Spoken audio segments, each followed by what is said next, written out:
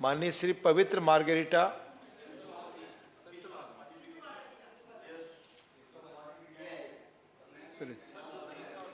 Pavitra Margherita, please, is not present.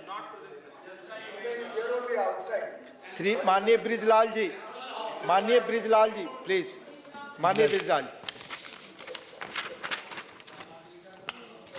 माननीय उपसभापति महोदय, राष्ट्रीय सुरक्षा जैसे महत्वपूर्ण विषय पर मुझे बोलने का अवसर प्रदान किया गया है, जिसके लिए आपको बहुत बहुत धन्यवाद। मैं सबसे पहले 31 जनवरी 2023 को संसद के दोनों सदनों को संबोधित करने के लिए मैं माननीय राष्ट्रपति श्रीमती द्रौपदी मुर्मू जी को धन्यवाद देता हूँ। महोदय, भारत के प्रधानमंत्री के निर्देशन में भारत सरकार द्वारा सशक्त भारत के लक्ष्य को अपनाया गया है। मोदी जी के नेतृत्व में कानून व्यवस्था को सुदृढ़ बनाने के लिए आवश्यक कानूनी प्राविधानों को मजबूत किया है। सुरक्षा बलों के मनोबल को बढ़ाने के लिए बहुआयामी दृष्टिकोण अपनाया गया है। माननीय राष्ट्रपति जी के अभिभाषण में प्रधानमंत्री श्री नरेंद्र मोदी द्वारा उठाए गए कदमों पर प्रकाश डाला गया है।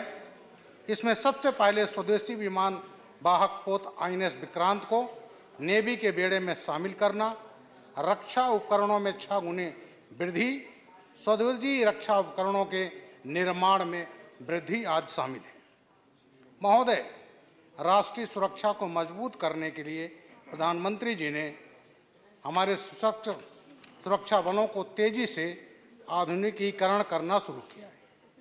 यूपीए सरकार के दौरान पूरी रक्षा खरीद प्रक्रिया भ्रष्टाचार से त्रस्त थी।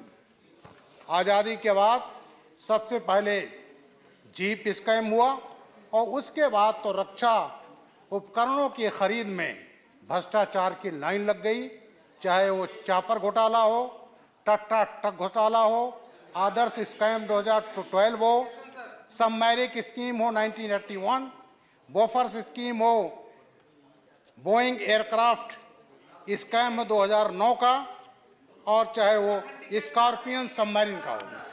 महोदय, घोटाले ही घोटाले रहे और इसी कारण हमारे सुरक्षा बल मजबूत नहीं थे। लेकिन जब 2024 में मोदी जी सत्ता में आए, तब सेना, नेवी, वायुसेना में 1980 के दशक के हथियार और रक्षा प्रणालियां थीं, लेकिन पदभार ग्रहण करने के बाद मोदी जी ने रक्षा प्रणाली को अधिक पारदर्शी बनाते हुए गतिशील प्रदान की। मोदी जी के नेतृत्व में सैन्य बलों के लिए आधुनिक लड़ाकू विमान Rafale, Apache attack helicopter, Chinook जैसे अति आधुनिक परिवहन हेलीकॉप्टर, M777 तोप, K9 वज्र सेल्फ प्रोपेल्ड हाउटीजर और S-400 जैसी मिसाइल की आधुनिकतम रक्षा प्रणाली जैसी रक्षा संपत्ति हासिल की। महोदय, वज्र M777 की रेंज 30 किलोमीटर से अधिक है और इसे हमारी पहाड़ी क्षेत्रों की लड़ाई में प्रयोग किया जाता है, जो भारत के लिए एक बहुत बड़ी उपलब्धि है और इसका निर्माण भारत में किया जा रहा है। K9 तोप की रेंज 40 किलोमीटर है और ये भी 2 से 4 गोले प्रति मिनट फायर करती है। इसको भारत सरकार ने एक्वायर किया है। महोदय, भारत तब तक समृद्ध नहीं हो सकता जब रक्षा प्रणाली के निर्माण में वो आत्मनिर्भर न हो। इसलिए स्वदेशी खरीद के जरिए सैन्य आधुनिकीकरण सरकार की प्राथमिकता रही है। 2022-23 के बजट में पूंजीगत खरीद बजट का 68% घरेलू उद्योगों को बढ़ावा देकर आत्मनिर्भरता के लक्ष्य को पूरा किया जा रहा है और आयात पर निर्भरता हमारी कम हो रही है। सभापति महोदय, पिछले वित्तीय वर्ष में ही सशस्त्र बलों ने HAL द्वारा विकसित लाइट कॉम्बैट हेलीकॉप्टर MK3 जैसे स्वदेशी प्लेटफॉर्म खरीदे हैं। स्वदेशी नीलगिरी श्रेणी का चौथा फ्रिगेट P-17A भी नेवी में अभी शामिल हुआ है और कई फ्रिगेट अब जो है इसमें बनाए जा रहे हैं। अभी 6 फरवरी 2023 को यशस्वी प्रधानमंत्री जी ने तुमकुरु कर्नाटक में एशिया की सबसे बड़ी हेलीकॉप्टर फैक्ट्री का शुभारंभ किया है। इससे देश तो आत्मनिर्भर होगा ही, हम विदेशों को भी अपने हेलीकॉप्टर निर्यात कर सकेंगे।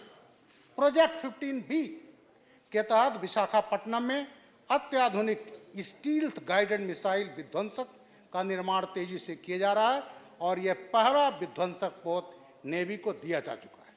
महोदय, इसके अलावा घरेलू सैन्य, नागरिक एरोस्पेस क्षेत्र को बढ़ावा देने के लिए प्रधानमंत्री जी द्वारा निजी क्षेत्र में C295 परिवहन विमान निर्माण की सुविधा की आधारशिला गुजरात के बड़ोदरा में रखी गई है। अब भारत के पास INS विक्रांत सहित 2 विमान वाहक पोत हो गए हैं और तीसरे स्वदेशी विमान वाहक पोत के निर्माण की कार्रवाई शुरू की जा चुकी है। महोदय, आज अमेरिका, ब्रिटेन, फ्रांस, जर्मनी, चीन, जापान के बाद भारत विश्व का 7वां देश है जिसके पास विमान वाहक निर्माण करने की क्षमता है। उपसभापति महोदय जी, प्रधानमंत्री जी के नेतृत्व वाली फ्रंट लाइन सैनिकों को स्वदेशी विकसित bullet proof jacket, ballistic helmet, अत्याधुनिक AK-203 राइफलों का निर्माण हम अमेठी में कर रहे हैं और इस ऑटोमेटिक राइफल से हमारी जो सुरक्षा बल हैं, फ्रंट लाइन फोर्स हैं, उनका मनोबल काफ़ी बढ़ा है। इस तरह महोदय हमारी सेनाएं जो हैं, सुरक्षा बल हैं, एयरफोर्स, नेवी, आर्मी, ये सब आज दुनिया की एक आधुनिकतम सेना है, मजबूत सेना है और उसका श्रेय हमारे प्रधानमंत्री श्री नरेंद्र मोदी जी को जाता है। महोदय, अब आती बात है देश की आंतरिक सुरक्षा। देश के लिए आंतरिक सुरक्षा के लिए माओवाद ये बहुत हद तक जिम्मेदार रहा, आतंकवाद जिम्मेदार रहा है। सभापति महोदय, 2024 में जब मोदी जी की सरकार यहाँ पर आई तो ये जो माओवाद का आतंकवाद था उसको हम लोगों ने काफ़ी हद तक कम कर लिया गया। महोदय, यूपीए सरकार में मैं कुछ घटनाएं याद कराना चाहता हूँ। 6 अप्रैल 2010 को गांव टडमेटला, थाना चिंता गुफा, दंतेवाड़ा, छत्तीसगढ़ में 76 जवान मारे गए थे, जिसमें 75 CRPF के थे। एक दिन में मारे गए थे महोदय। यह घटना नक्सलियों द्वारा की गई थी और यहाँ JNU में उसका जश्न मनाया गया था महोदय। वही JNU जहाँ ये कहा जाता है, अफजल हम शर्मिंदा हैं, तेरे कातिल जिंदा हैं। ये महोदय, तो ये इसी तरह से 12 जुलाई 2009 को छत्तीसगढ़ के कोराकोट्टी राजनांदगांव में 29 जवान शहीद हुए थे। वर्ष 2004 में नक्सलियों ने एक ही दिन में कोरापुट टाउन में SP ऑफिस, 5 पुलिस स्टेशनों, Koraput jail, Orissa special armed battalion मुख्यालय पर हमला करके भारी मात्रा में हथियार लूट लिए थे। महोदय, ये नक्सलिज्म जो है इसका समापन तब होता है जब इसके लिए एक सिस्टमेटिक ढंग से कदम उठाए जाए। महोदय, इसके लिए हम अपने गृह मंत्री माननीय अमित शाह को भी धन्यवाद देते हैं और उनके निर्देश पर, उनके नेतृत्व पर उग्रवाद की जो वामपंथ का उग्रवाद था उसके लिए 3 प्रमुख कदम उठाए गए। उसमें है उग्रवादी हिंसा पर कड़ाई के साथ कार्रवाई करना। नक्सली ये ना समझें कि हमारे साथ कोई मुरव्वत की जाएगी। केंद्र और राज्य सरकारों के बीच बेहतर समन्वय। तीसरा है जन भागीदारी के माध्यम से विकास की गति को बढ़ाकर वामपंथी उग्रवाद को मिल रहे समर्थन को खत्म करना। महोदय, मैं 2010 में एक राष्ट्रीय स्तर के नक्सलाइट का मैं इंट्रोगेशन कर रहा था, चिंतन दा, JNU के MPhil, यहाँ के PhD। और जब मैं उनसे पूछा कि आप उत्तर प्रदेश में क्यों सफल नहीं हुए, तो उन्होंने कहा कि हम यहाँ इसलिए सफल नहीं हुए कि आप लोग कम्युनिटी पुलिसिंग के माध्यम से आदिवासियों के बीच में जा करके, गरीबों के बीच में जा करके और तमाम जो आपने इनकी सेवा किया है, उनका विकास किया है, उसके कारण हम यहाँ नहीं घुस पाए।